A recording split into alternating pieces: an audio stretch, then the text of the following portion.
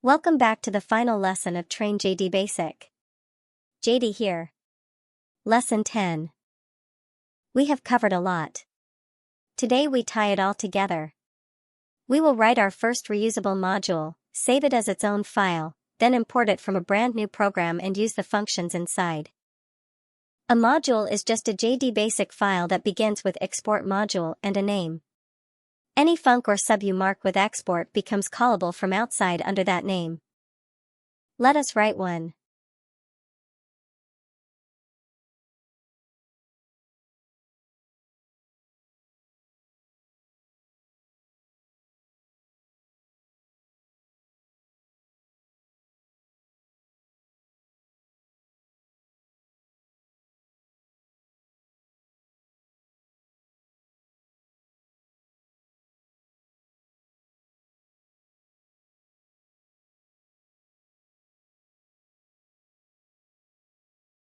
A tiny math toolbox.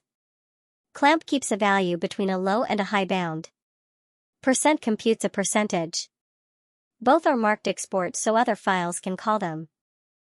Now we save the buffer to disk under the module's file name. Lowercase.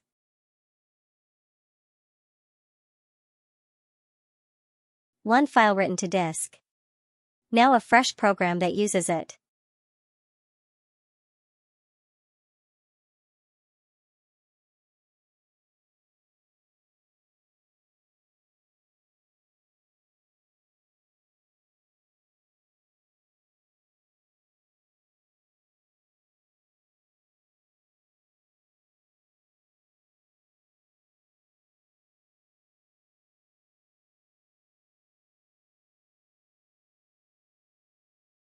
Import loads the module and makes its exports available under the module name. 15 clamped to the range 0 to 10 becomes 10. -5 becomes 0. 7 stays 7. And 75 out of 200 is 37.5%. That is how you organize code. Drop related functions into a module, save the file, and any program in the same folder can pull them in with one line.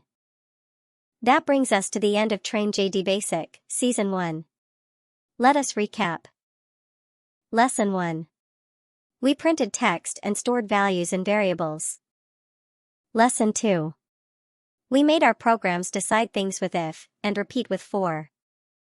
Lesson 3. We met arrays, and discovered we can operate on whole arrays at once. Lesson 4. We sliced and searched strings. Lesson 5. We wrote our own functions and subroutines, including a recursive Fibonacci. Lesson 6. We stored key-value data in maps. Lesson 7. We talked to the user with input, and looped with do. Lesson 8. We saved our work to disk and read it back. Lesson 9.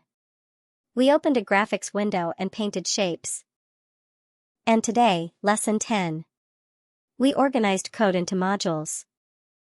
You now have everything you need to start building real programs in jdBasic. The official docs cover every command, with examples. The website is at jdbasic.org. Thank you for spending these 10 lessons with me. I have been jdBasica. Keep coding. Bye.